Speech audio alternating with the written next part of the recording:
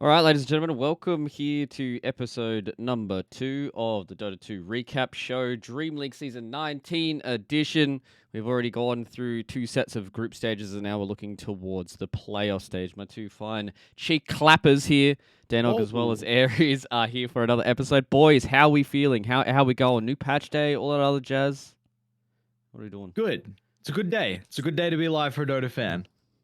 Definitely is. What about you, Danog? I agree. I love clapping them cheeks. All right, all right. All right, Calm dude, down. I know you relax, haven't done it in a relax, while, You bro. put but this fucking into hell. the universe, Yeah. alright? I didn't bring it up. I wanted to see how you guys reacted to it, and Aries was the reaction that I was expecting, to be perfectly honest. I knew what to expect. There was no surprise out of me. It is what it is. Hopefully, you guys can continue to clap some cheeks a little bit later on in the day as well when you continue to cast DPC. So, yeah, all right, okay.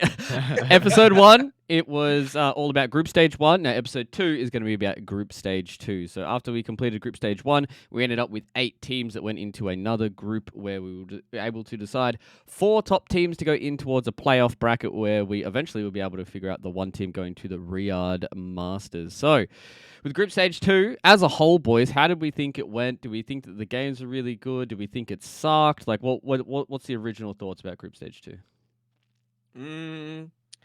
Well, just in terms of like the teams that ended up qualifying through, it was nowhere near as close as it was in Group 1, Stage 1.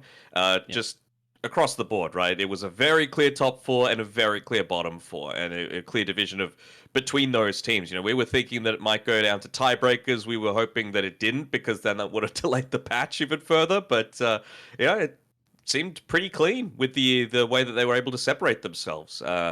I don't want to toot my own horn, but I got 3 out of the 4 with my predictions. I remember you saying OG might qualify, Luke, and wow, can I smell egg? Because it's on your face right now. I mean, I feel like they potentially had. Wait, where is this music coming from? All right, I got rid of it. I feel like they had potential in their final series to be able to get it done if Tundra had lost to Beast Coast on the final day. But Tundra did beat them, and then so their final series for OG really didn't matter. So, I mean, it is what it is. I think this Group Stage 2 for me was really interesting because the first couple days of competition, all of the teams were even, right? Like the way that the series panned out, everyone was like on, at one point, I've got it here in the runner show, everyone was like, there's a heap of teams that are on 2 and 2. There's only a few teams that are on 3 and 1, and only a few teams that are on 1 and 3 after 4 days of competition, which is kind of crazy. Like the first 3 days, everyone's still even. So I guess that kind of shows that the top 8 teams that they did have here for Group Stage 2 were the right ones. The games didn't look even, though. The games were pretty shit for a vast majority of the group stage. I mean, there was multiple days where it was just all 2-0s and having like an hour and a half break and having to try and fill with content. I can't imagine it's going to be too easy of a time for the people in the studio. They did a lovely job of that, but I don't know. There were a lot of games that ended pre-30 minutes, and of course, I mean, later on we're going to speak about the one that ended even before the 20-minute mark. But I don't know, it was a very weird second group stage. I think it was, and like looking at the first day of matches with Gaming Gladiators versus Liquid, I think a lot of people looking at that match on day number 1 was super excited for that one to be like, okay, these 2 teams from Western Europe, both of them look on top of the game. Who's going to look the best? And then, as Aries said, neither of them went past 30 minutes. It was just gaming that blew Liquid out of the water. I'm not sure if it was more that the amount of games that these guys have played over like the last 2 weeks at Dreamleague has been immense. Like they had to play so many different series that it could have gotten to the point where Team Liquid are like, we're playing against Gaming Gladiators. They're the one team that we're, I'd imagine, probably really scared of in this group stage. If we lose it, it is what it is. If we don't, I feel like they can probably beat everybody else, right? I agree. I mean, you have to wonder how much what the attitude was with all these teams, right? Because some of them, I remember Bulba just saying like, I don't want to say he said it's like a meme tournament, but he kind of treated it as such because they weren't playing with Arbit a lot of the time. Do we know if Arbit's playing with them in the final stage, by the way, or if it's still going to be Mikey? I thought they were talking about it, right? About him probably not playing for the entirety of Dreamleague. Okay. There wasn't really confirmation in the last interview that I heard from, I think it was Fly even as well. Like it really comes down to the visa, and I don't know if I haven't heard anything. I see nothing on Twitter or anything, so I think they are still playing with Mikey. Well, it's 4 days until the major, so hopefully Abed can get his ass over there pretty soon as well. Yeah, I'm a little surprised because like some teams I think just YOLO'd it. Some teams went all out with like new strategies that we were trying. We saw the bounty hunter come out from Tundra. That has become the plague of the scene. Just because I guess the new patch was coming as well, and it didn't really need to worry about hiding any sort of strats. Yeah, I think that's something that a lot of these teams were looking at for this group stage 2 was there's a new patch that's coming, so all the well, not all of the ideas, some of our ideas that we have here are going to be kind of irrelevant at the end of it. But still, like you kind of want to play in the playoffs. This is something that we talked about in episode 1 was the fact that with the patch on the horizon, is it more advantageous for these teams to still be playing in the playoffs going in towards the major with the new patch, or is it better to be a team that, you know, you still get the experience of being top 8 here in group stage 2? It doesn't really matter if we go off to playoffs, because in that way, while these playoffs are happening, we're in the background scrimming these other teams that are going to be playing at the major as well and getting I think not your strat shown. I think this one. For like Beast Coast, EG, and TSM are the big winners, I would say, right? Because OG, they scrim, they play against these guys all the time. I would have to say that probably Beast Coast, EG, and TSM don't quite as much. You know, Shopify, they've gone out and said, oh yeah, we scrim Liquid all the time, for example. But I'm not sure how much TSM get to do that as well. Maybe they've got their scrim partners over in Europe as well. But certainly for the SA teams, it's gotten a little bit better since that undersea cable between Brazil and Europe went into place, but still they're going to be playing on quite high pings. So the chance to play all these teams, you just see them level up every single time that they go to a LAN event, and it's great to see. I think, I don't know, I look at it in a couple different ways. I'm a bit concerned for maybe some of the teams that really struggled, TSM in particular, because they did not have a good second group stage, and hopefully the morale is okay and they're able to just be like, look, just shrug it off, we got a new patch. But even then, some people might not be able to do that. So I think maybe that's where kind of has to come from Moon Meander and some of the people in the behind the scenes to help them prepare. But then you also look, I mean, the top 4, they're getting a lot of freaking money, dude. I mean, again, first place, you're qualifying, but fourth place is just 85K. And then that goes up to 120K for third place, 175 for second, 300 for the winner. So, like, still, it's a lot of money. But there's also the value of, like you said, I also probably agree that it's better they're watching teams be able to play and not revealing their stuff live on, you know, because everyone's going to be watching those games. It's 300K. That's the thing, right? The Berlin Major is the one that really, really matters. This matters, of course, because first place qualifies to Riyadh, 15 million. I think they said there's going to be 20 teams there. So you've got this for one qualification spot. I'm assuming Dreamleague Season 2 for a second qualification spot. Yeah. What happens with the other 18? Like, what sort of qualifications are going to be involved with that? EPT points, baby. Let's go. It better not be. It better not be. Oh, my see Enigma. I can't wait to, like, if we do a recap show of Riyadh Masters and see you guys both mold over the fact that it's EPT points for 18 different teams. It better not be. They need to, like, they had dedicated qualifiers last time, and then they just invited people directly just because, even some of the people that participated in those qualifiers. I hope they do it a little bit more obviously than that, like secure your direct invites before that point. And it's fine to do, top 8 EPT. I would be fine with that, but not the whole thing. I don't think you can go all 18 teams through EPT points.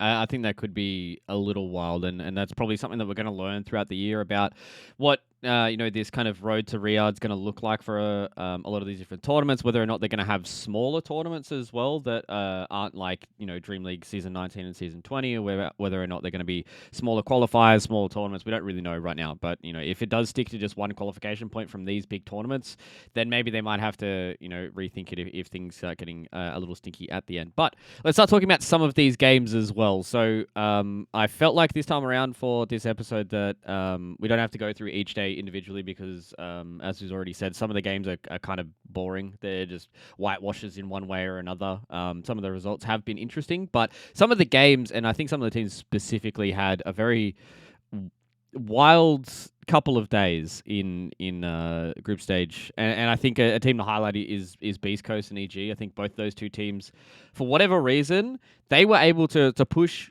so many different teams to like uber late game scenarios where that was like all about buybacks, fights around Roshan, all that kind of jazz, but they just weren't able to ever close it out. And I don't know if that's something to do with, Beast Coast just not feeling themselves right now, or whether or not some of these other teams that they played up against, like some of the big ones were like up against like Shopify Rebellion. They did some stuff up against Gaming Gladiators as well. So like them going into some of those series, I'm not sure if it was more the fact that it was a little bit more experience from these bigger tier teams that are able to eke them out at the end, or whether or not Beast Coast are good enough to get themselves to those late game scenarios, but just aren't good enough just yet to close out some of those comeback games. I mean, if you just look at series score as well, or sorry, game score within the series, you've got much closer records when you consider EG as opposed to Beast Coast, right? They almost lost 1-2 to everyone with the exception of Liquid. And I think, again, this is why I was saying the advantage is going to come so much more for these teams that are going to be participating quite frequently on a lot of this stuff, just because it's more of that experience that they don't get all the time. It's a long wait between majors for them to show up, and most of the time they do pretty well. They get around top 8, right? But just to have another top 8 experience with, like you said, this many games that they're able to play is going to be so useful for them.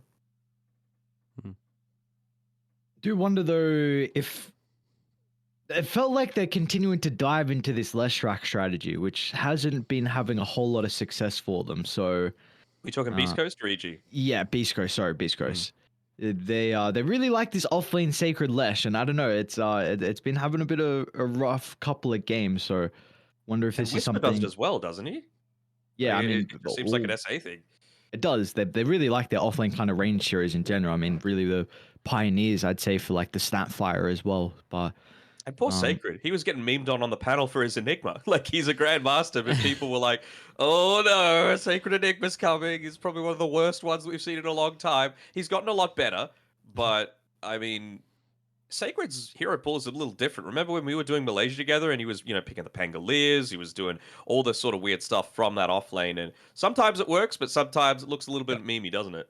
Yeah, definitely. I mean, I had Beast Coast and EG actually in my top 4, so I thought they were going to be able to knock down some of the teams there. But now they've got time to work out this new patch, and I think I still have high hopes for them going into the major as well overall. Mm-hmm. Yeah, I think a lot of people are expecting these South American teams to do a lot of work, and especially when you're looking back at some of the games, especially some of the EG games as well. I remember looking at that series on, what was it, day number 2 up against OG, where EG just had these kind of crazy back and forth games. They did lose the one game that went 60 minutes, so that's where it kind of leads me that maybe that could be one of the weaknesses of these South American teams is if they're not on this early roll and be able to shut you out and run over the top of you, then going into the later stages, they're still going to fight and execute the way that we expect these South American teams can do, but it just comes down to those final couple of decisions that can mean going from, you being ahead or you being behind. And I think in the series up against OG, they really showed that in that 60-minute game number 2. That was the game where also, I believe it was a record that was broken. Matthew killed 22 couriers in a single game, which is like absolutely 10 more bonkers. than anyone ever, by the way. Like, that is insane. Easily first place. I wonder... all right, early prediction. It's going to be overtaken with this patch because the map is bigger, the games are lasting longer, and I think there's more space for Ricky to be able to roam. Okay. But do you feel like that...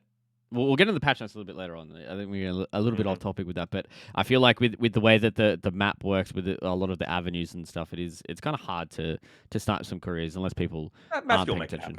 Very true. He has been a courier sniping aficionado, and it's very exciting to watch. But looking back at some of their other games for EG and Beast Coast specifically, I think they really did struggle up against teams like Team Liquid, who have been showing that they are insanely good. And all right, I'm just going to defend myself a little bit here after my prediction from episode 1. That was like my Hail Mary airball. I'm going to look like a genius if I come off with this. But obviously, if they do go through it, I'll just be like, I was joking the entire time, guys. Which I was, exactly. I had full faith in Team Liquid. But a team like Liquid has really shown that lane dominance and then being able to transfer that lane dominance into these kind of early victories is a hallmark of one of these great teams, the fact that they're able to manipulate the map in such a way that even if you try and come back, even if you try and make some of these fights work, yeah, you might, win a small skirmish here or there, but they choke you out and they get a trade somewhere on the map to be able to mitigate the damage that you have done to them economically and in the game. And I think they really were able to do that up against these South American teams, which could be something that they look at is these teams really need to try and have that early game aggression, that early game kind of going towards them for things to start to work out. Which I was going to bring up the new patch. I'll say it could be even scarier now with all the rotations we could see on the patch, because I think they're one of the best teams at being able to do that. I mean, there was some games where Boxy and Insania were roaming across the map, and I even saw there was like a game where they lane swapped on Liquid, and Mickey was versing a Timber in.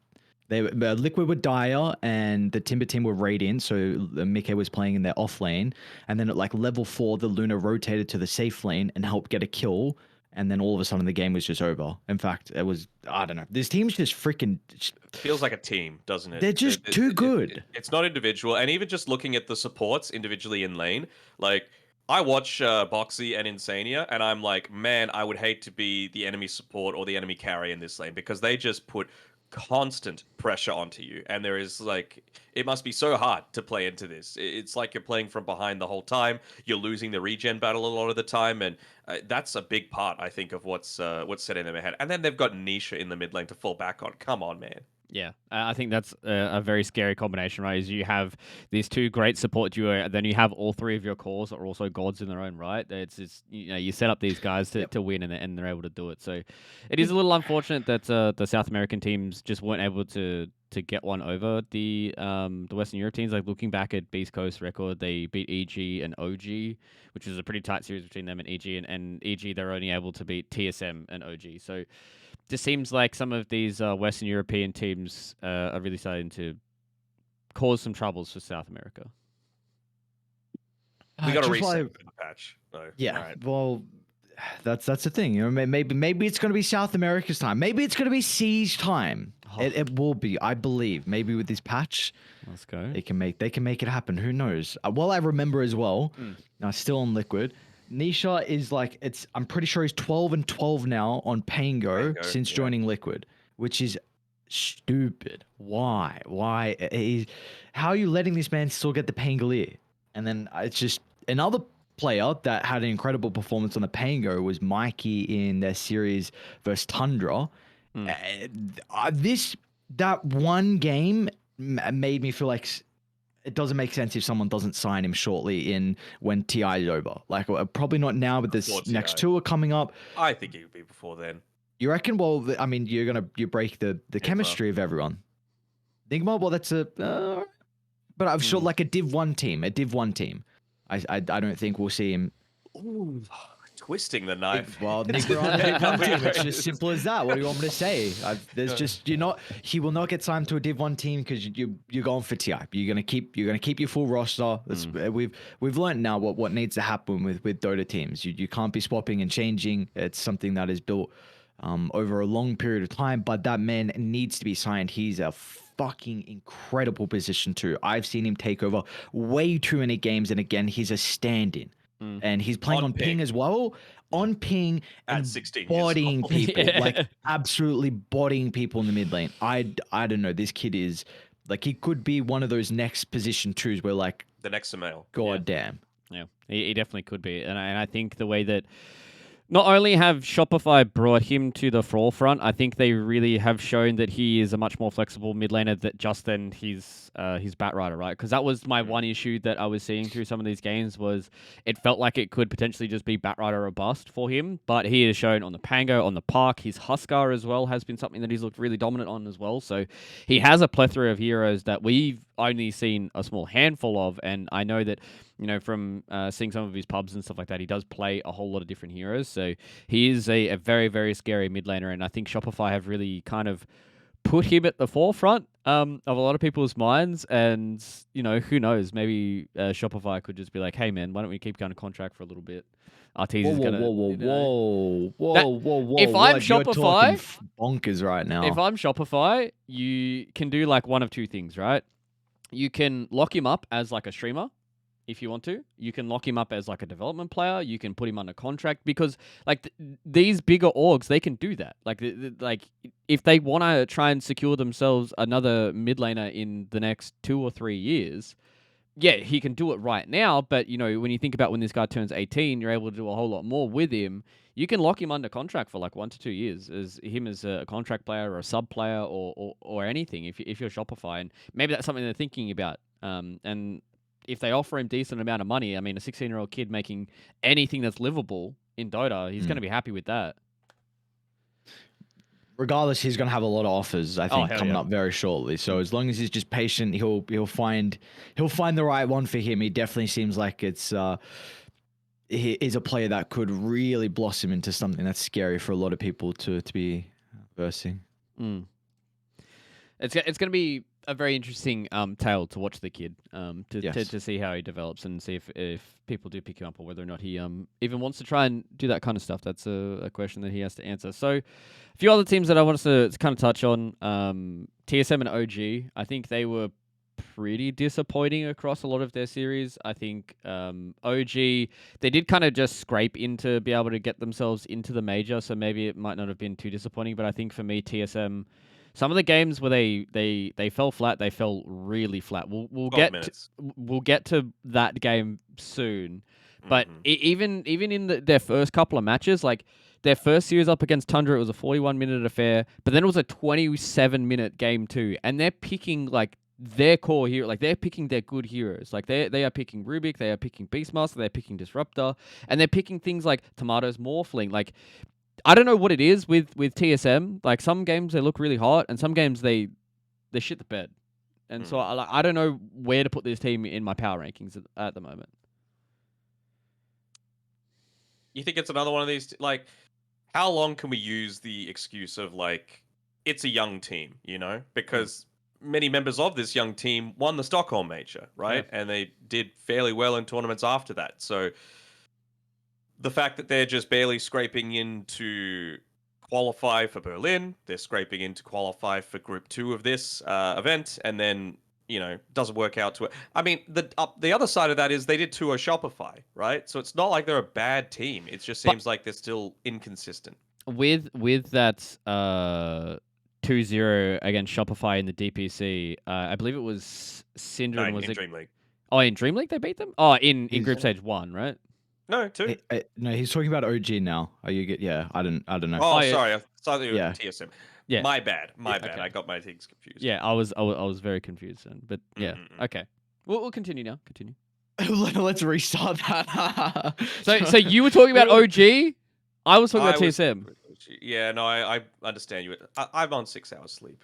All right, I need my beauty sleep. This guy, man, come on.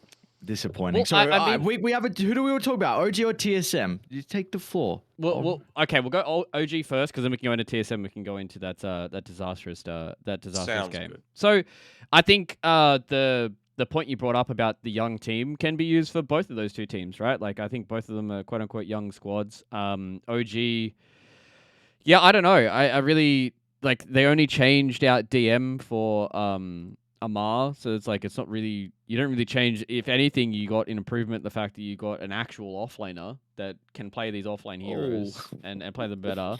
So to me, dude. I'm not sure what happened to OG. Maybe it could have just been the fact that maybe like Seb and Notel don't have as heavy a hand this time around.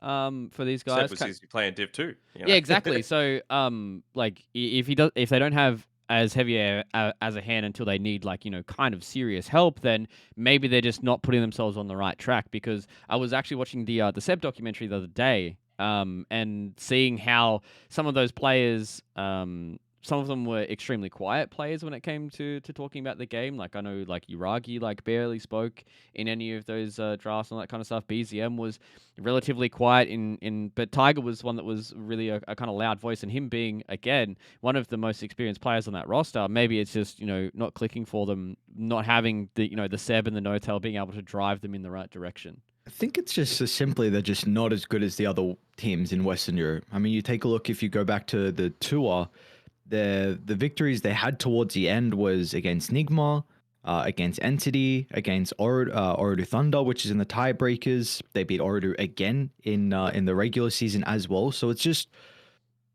they're just not on the level as Liquid Gaming and Tundra. It's just as simple as that. Like they just escaped through. Maybe our expectations of this team is just a little bit too high currently. You know, it still is. I don't know, and we don't really know how much it affected them with Amar leaving the team. Like how vocal was he? Because I'm pretty sure he helped out a lot in drafting. yeah, exactly. Like he helped out a lot in drafting, and maybe because of him being that greedy off lane, I have to imagine he was making a lot of the shot calls through the mid game as well. I don't know. I mean, Matt, you know more about DM than I do. I don't know what his role is, or if you've spoken a little bit to him about, you know, if that's his type, like if he's that type of player where he likes to make the calls throughout the mid game. But we don't know what the dynamic was. Maybe it really affected them with Amar not being there, and potentially over the more months, they're going to be able to fix some of those issues. Maybe. I do like the change with Misha going back to coach and Chu playing the position 5 now. It feels a lot more solid.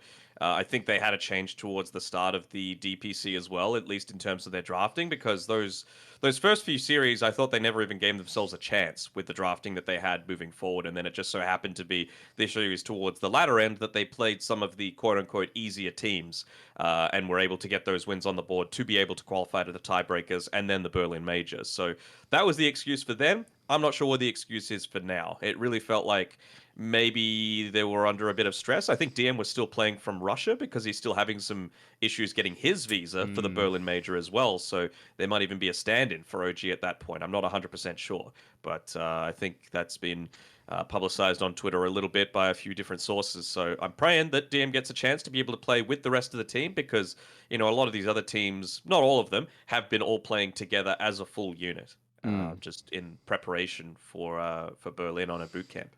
Yeah, that is true. I think that definitely could be playing a factor. But still, at the end of the day, like a lot of those guys are very young kids, and they don't really have that much experience. Yeah, they won a major, but you know, who really knows if that's like kind of just one of those scenarios where they just got themselves in the right mindset and just played really, really well for that meta, and now things have shifted and they need to try and pull It could have just been their patch, Yeah, right? People exactly. say that out of spirit. One patch, Keck W, you know, but you know, they've been pretty consistent since then, you know, towards the upper mid level. You know, they haven't dropped off massively.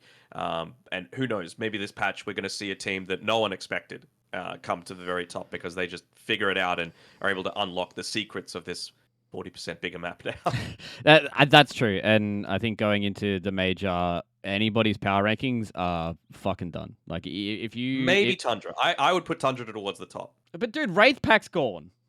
Yeah, but Oh. they can farm and they can wait true. for a team to screw up. And I feel like their map movement is probably better than most. You know, Yeah. they exploit mistakes better than anyone else. And I think- feel like early on into a patch, there's going to be a lot of mistakes. I think we're also just avoiding or not bring up the point that they're probably the biggest fucking nerds in Dota as well. Yeah, I think true. it could just be as simple as that. These guys are going to geek out on everything. Owie's done the numbers, bro. He has done the numbers. He knows exactly what's going on.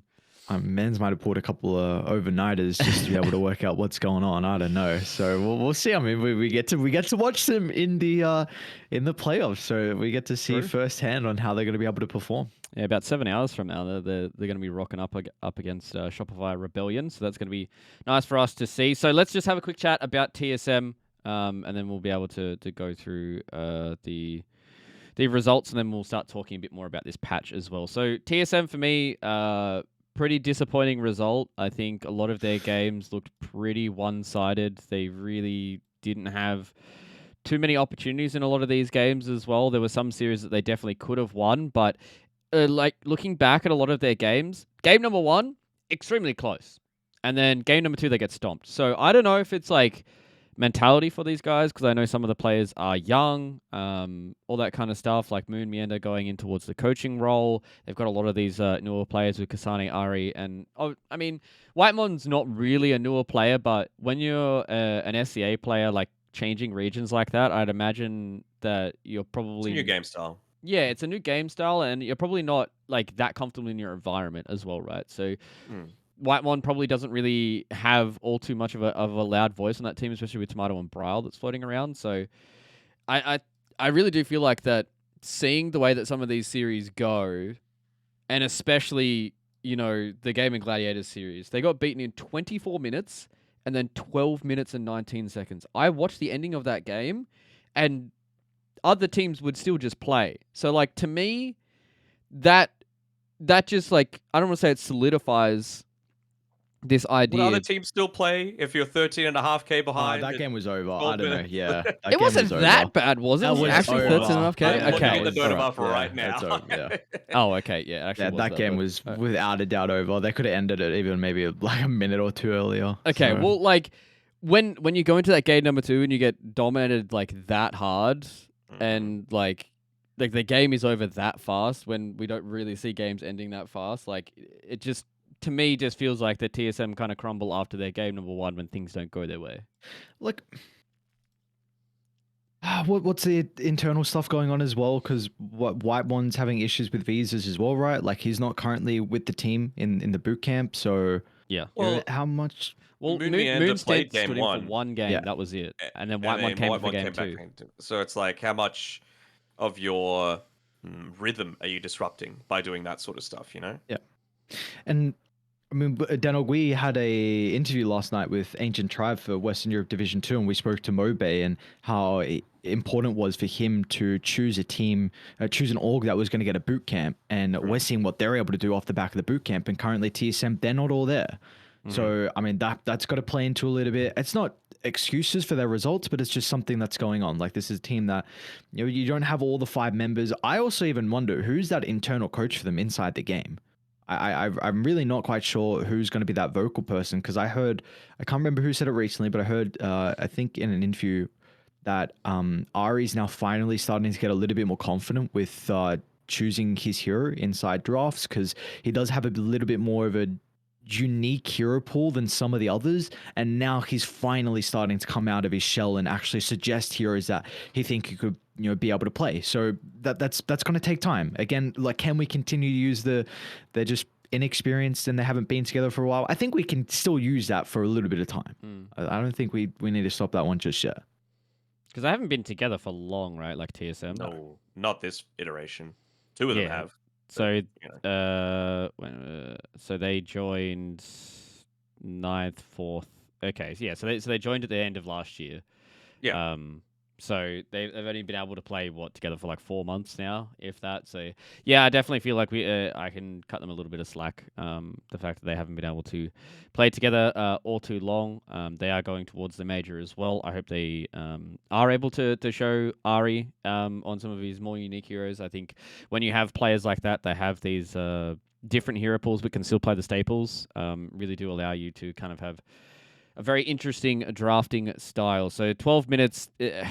Yeah. It's We've been bashing them a little bit. Can we just say, like, how good is it to see more countries with representation? Now, like, you've got a British player True. now on the very top scene, and he's having consistently, like, top 2 results within his region. If they go to the major, I think there's the potential for them to potentially scrape into that second stage. It just depends if they can all come together on LAN, not have to worry about any of this lag, and it's about a confidence builder. So maybe not this major, but certainly the next one, I think they can really look to contest. yeah.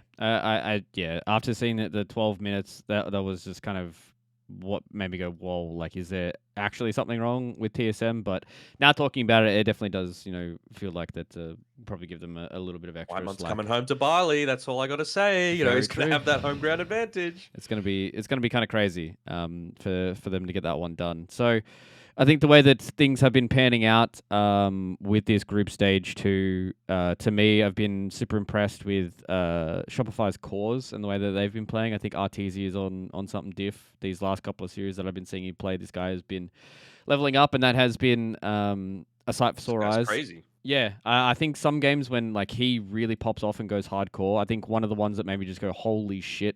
I think it was it the Beast Coast game where they played, Shopify Rebellion versus Beast Coast game 1.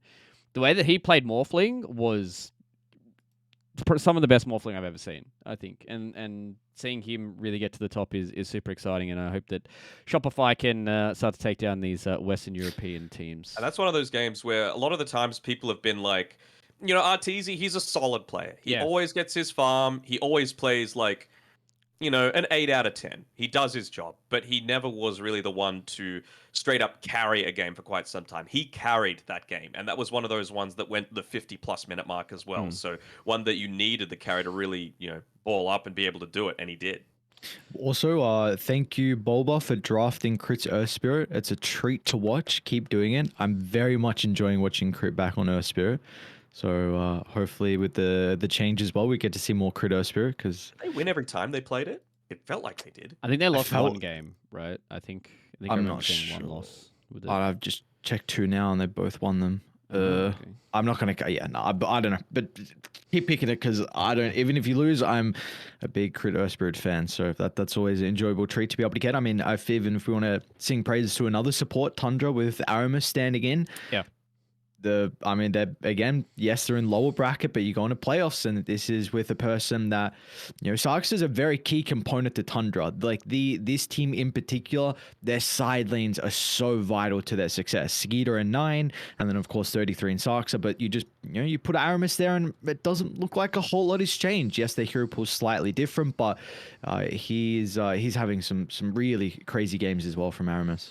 Just checked, by the way. Crit 5 out of 5 for Earth Spirit. Damn. Okay, There maybe you I go. must have been tripping. Must have been some of these fake Earth Spirit enjoyers. Disgusting.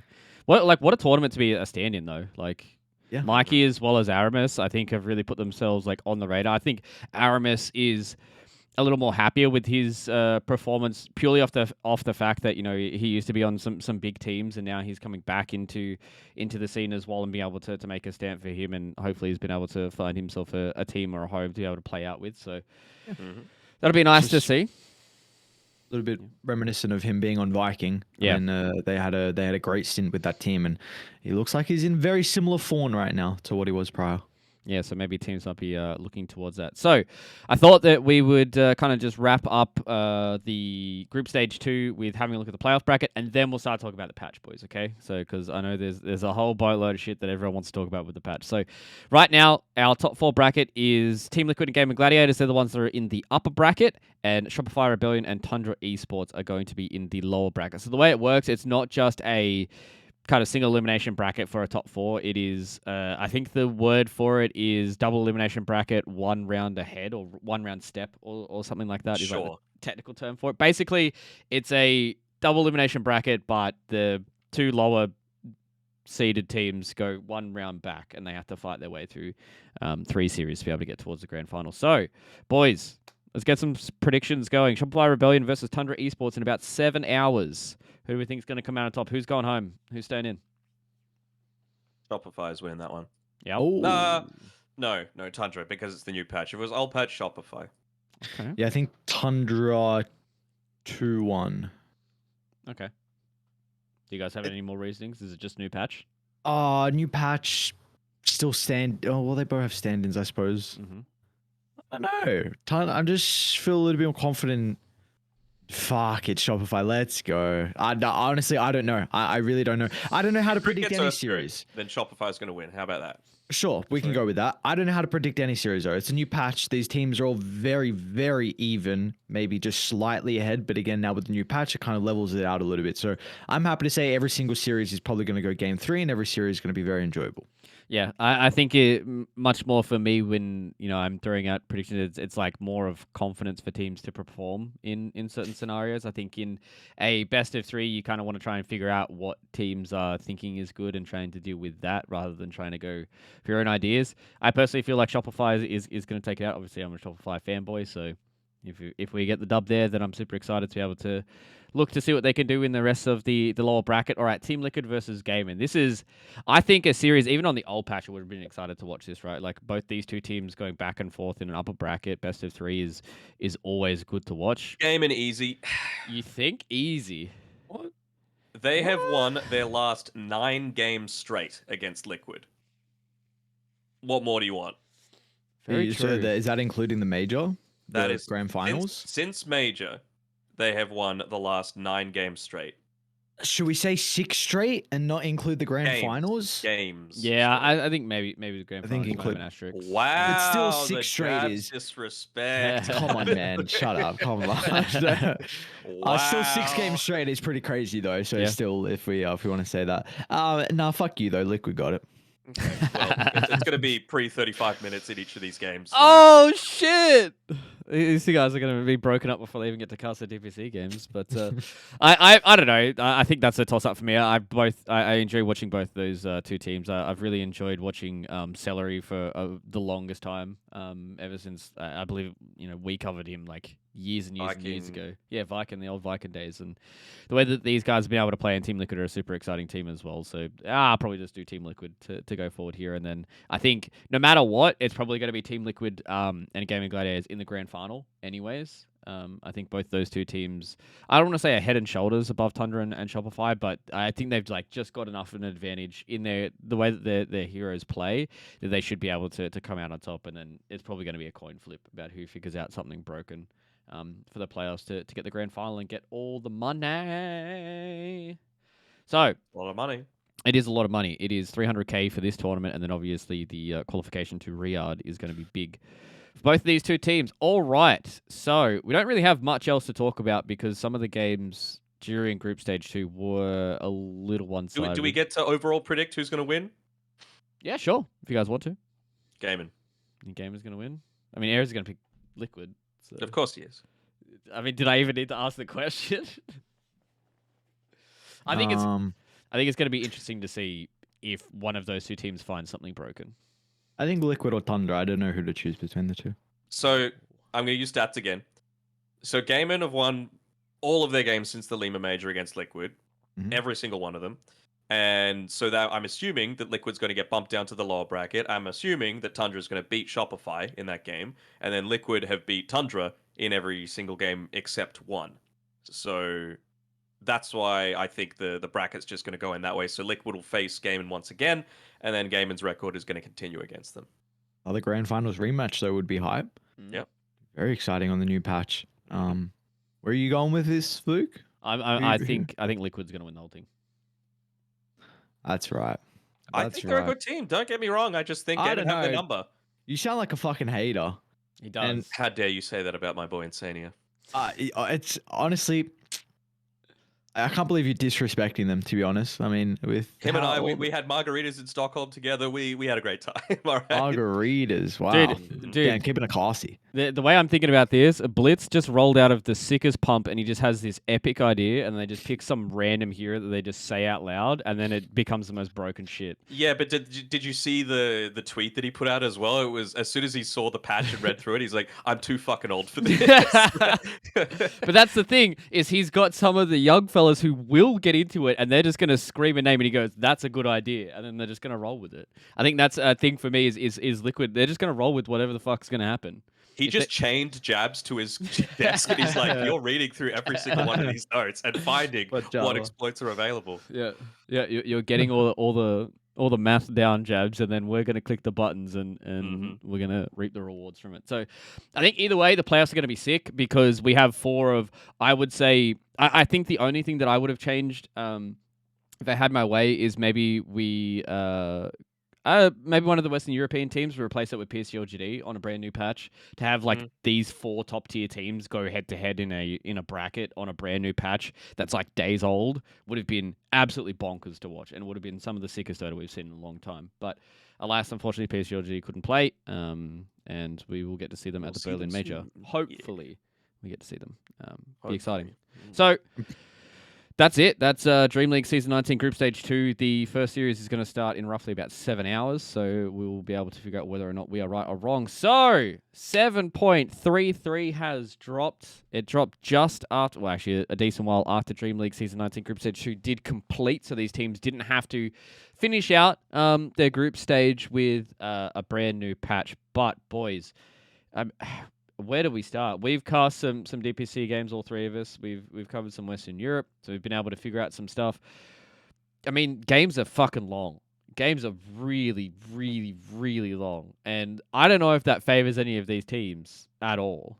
Do you think that's just inexperience coming in from a lot of these teams. Like it's Division 2 at the end of the day, and we have seen like there's a difference between even closed qualifiers and Division 2 and Division 1. You know, some teams go up to Division 1, they bounce right back down across all of the different regions. So you would have to say that maybe Secret's probably the one exception. So I'm True. keen to see what they're able to do on the new patch tomorrow in the DPC. But at least for some of these other teams, they've gone into it with the attitude of, yeah, we just woke up, looked at a few of the hero changes, and then went into pubs and saw what worked and then called things on the fly. You would have to imagine at this very top level, with a lot on the line, they're going to be saying, hey, we need to be prepared for this. We need to have a set strategy. I always look at Dota as being like a flow chart, you know, what objectives need to be taken and in what order. And I think the team that figures out the most efficient way to do that, might be Tundra, is going to be the one that wins out a lot of the time. Okay. I do feel like that could be a little bit of an inexperience. It could also be the fact that they didn't really change going high ground, and high ground has been a hard thing to do. And from what I've seen in the way that the gold has been changed is, I don't want to call it like rubber band gold, but you get a lot of gold for winning a team fight, like a shitload of gold for winning a team fight, especially if you win it handedly. So if some of these base defenses, like, you know, we've seen games where it's like, you know, a team's like 20, 30K behind, they win one team fight, and then everyone says, okay, they need to do that like 4 more times. Now you only have to do that like 2 more times, and You can get out of your base as well. and you can get out of your base. You can flank. There's like all different weird stuff. I've seen. I think Underlord's going to be insane with Dark Rift. The fact that you can Dark Rift to like whatever corner of the map, and then like get yourself like a twin gate to one other side. I think that it's going to punish teams who get caught going high ground. And yeah, maybe because these are the top tier teams, they're not going to get caught going high ground. But I still feel like these games are going to be really long and drawn out, because these top tier teams are still going to be able to eke out an advantage in a team fight, even if it doesn't look like that they're the ones that have the advantage. Nature's Prophet got a big nerf though, so Yep. you probably aren't going to be seeing that. 15 extra seconds to the teleportation is huge. But Dark Rift, I agree, that's going to have a pretty big role. I've said to Aries during our cast that I think Mage Slayer is going to be a big item this patch, just because it's much more spellcaster heavy. I think it's going to be good both for protecting yourself as well as nullifying. It's another damage reduction patch, in my opinion, just with how not so good BKB is these days. Yeah, I mean, the auras didn't get nerfed as well. Pipe a little bit, but Greaves didn't get affected. And I think still, regardless, even though Pipe got... Guard's better. Yep, Crimson Guard's better. I think Hood even has a little bit more value, which isn't an aura, but they... Sorry, yeah, right. Cloak now, I meant, sorry. Did they do what they do to Boots of Bearing as well? I don't remember. I don't so know. that, I mean, another aura. So there you go. I think we're just... It's still going to be another patch of auras, and right now it seems like the supports Enchantress and Chen are probably going to be still on the top list. Definitely Chen, yep. One.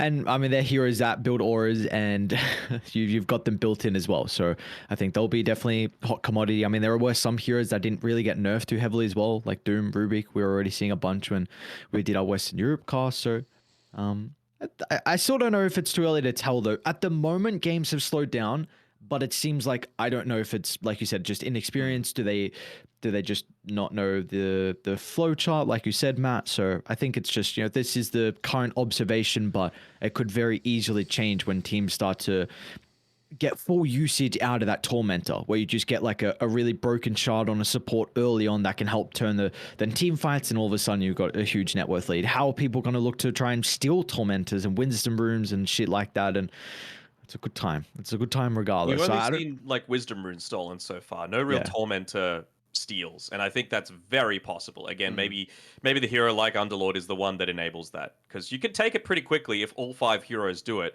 And how long does Dark Rift stay active? What, like 10 or so seconds? I think it's like 15 seconds. Yeah, 15. That's plenty, right? Yeah. All 5 go in. You've got a draft that's able to focus him down, steal it away, get a free Aghanim shard, get back to where you were on the other side of the map without losing anything. Yeah, I think in the series that Snare and I covered, I think we saw one. It wasn't really a steal. It was like the team that was ahead was like kind of pushing down the team. Makes tried sense. to get their Tormentor, and they kind of just pushed them out of the area and then took the Tormentor themselves. So it's the only one that I've really seen. But yeah, I think this first series between Shopify as well as Tundra will give us, I think, a pretty good indication about whether or not the patch will slow down.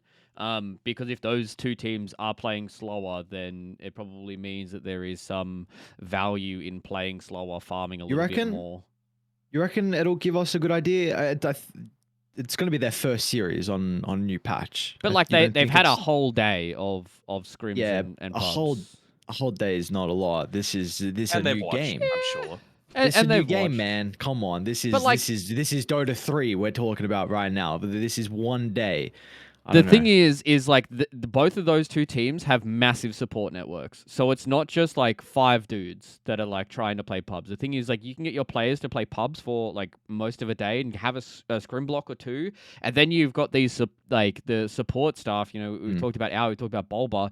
They're the Yeah. ones that are like, okay, I'm watching Div 2 Western Europe to try and see if anything becomes busted, see how they move around the map, go through some replays, go watch some pubs, like do all this extra stuff while the other players are actually getting in the game and getting the reps in. And I think that's why when we look at these teams that have these much bigger organizations behind them with much more support staff, they can adapt a lot faster into a patch like this.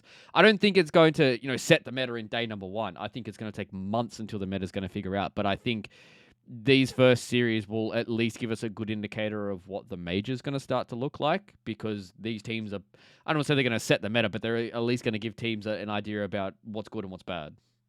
And just one last thing.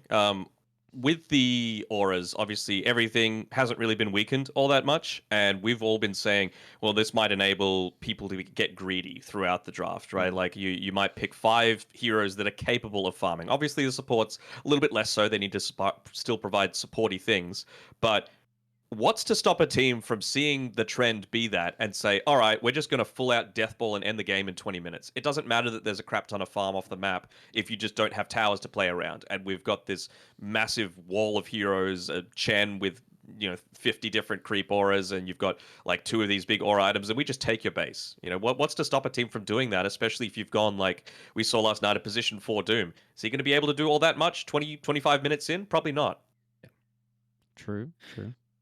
Oh, I mean, imagine, yeah, you go for a pushing lineup, you take their tormentor, you get an ag shard for yourself, you seal it away from them, you go back, get your own tormentor, you got 2 shards now.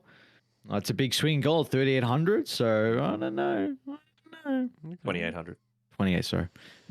So yeah, I'll 4 hours of sleep. Sorry, apologies, my bad. So it's not a contest, but it's all right. Not a contest. Oh my god, dude! It's like sitting next to the married couple sometimes. It's bigger. I mean, it's just banter. It's just banter, bro. Come on, You guys are so cute. Gotta let it slide. Oh, thank you. I appreciate that. But it's again, it's a good time. It's a good time for a Dota fan. This is a big present that we're unraveling one layer at a time, and it's gonna take us quite some time. Do we? How do we feel about Muerta? I haven't seen it just yet in the competitive game. I know you guys covered one. I think you guys were saying, and it kind of sucked. So, how do we feel about this hero? I think that was God King not feeling comfortable on the hero. I don't know if he'd played the hero. Yeah. I don't know. I think they just picked it up because they didn't want the other team to play it. So, yeah, that wasn't a good representation of what the hero is able to do. But I haven't played it, and I haven't gotten the chance to play in enough games with Muerta as well. So I don't really have a good feel for it. But I don't know. I don't know where it fits, if it's a support or core. I think it's a core these days. I think.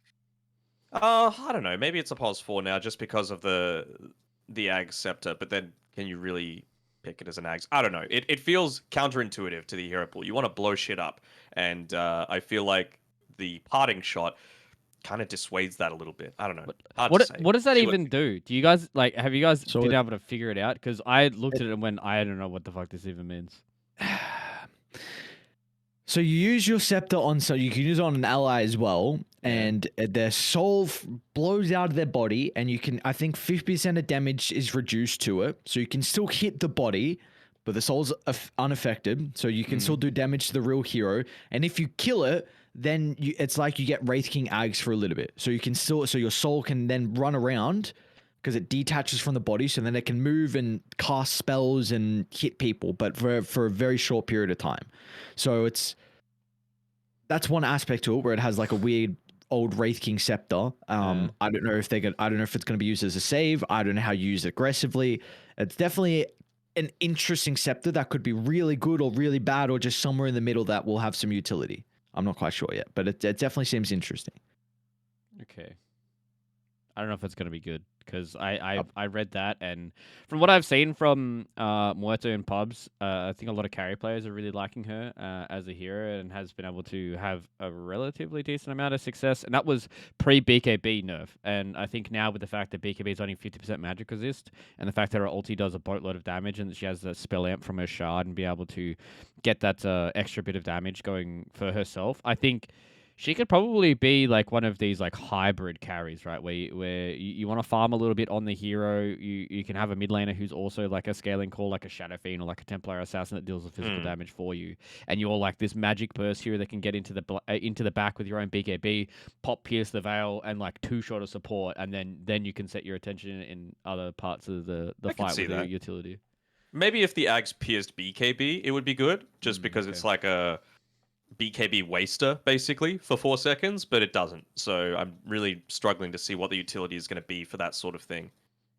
Yeah, okay. We'll have to wait and see if any of these teams do pick Muerta, because I think she definitely needs a whole lot more comp experience before people figure out what she actually needs to. All right, so before we get towards the end, because I know you guys need to jet off very, very soon. So some winners and losers of the patch. Danog, what do you feel like is some heroes that you're excited to see coming out of this patch? Morchen, I'm always excited to see. I have said Venomancer, but I'm not sure if he's able to farm enough to be able to have that real impact that you're wanting your support to do. I think Dazzle has the potential for some cheeky play. Just if you get the Aghanim Scepter on him, you can target enemies with your Shadow Wave as well. So just guarantees that it's going to bounce around a whole lot more. I think Brewmaster as well is a little undervalued. His Shard is kind of nuts. Just gives him another 12 seconds of Primal Split for free. And you can also cancel it at any time, which feels kind of nice. And we saw last night, Ares, a core Ancient Apparition, just because you've got a little bit of a farming tool now in your Ice Vortex, just inbuilt. Don't even need the Shard for it. For me, let's say Mega Meepo. The Mega Meepo. Let's go. Might take a while for some of the Meepo spammers to get a good feel for that, but I wonder where Legion's going to fit in as well. If there's potential for this to be a carry, or even just in general come back into the meta, because I know that hero has been away for quite some time. So it seems like it's nice with the odds having the attack speed now, and the press the attack still having the dispel, but giving you movement speed instead. So we'll see where he fits in. I'm trying to think of other heroes off the top of my head. Maybe Omni Knight, to be honest. I'm interested to see how Omni Knight's new shard is going to make him useful. Because, like, you're a much more consistent damage offlaner now, I think, if you're looking to play Omni Knight like that. Like, as a saving with the little bit of sustain for the team. Maybe it's against, like, a very physical damage-heavy lineup, so the Guardian Angel is going to be quite effective. So if Underlord's banned out, maybe Omni Knight slips through, for example. What's the basic Moeta call as well? Like, where is she going to fit in? But really a bigger change in the hero is the Alchemist. Matt actually said he thinks it's going to be a potential for position 3, and I agree with him. I think that change to the Greedball's Greed being passive, and now you've got a another passive ability, that gives you a debuff and reduced status resistance, which is going to be pretty crazy. So I think people will definitely try. You've got more map to farm now. I mean, Alchemist seems like a perfect hero to be able to fit in there as well.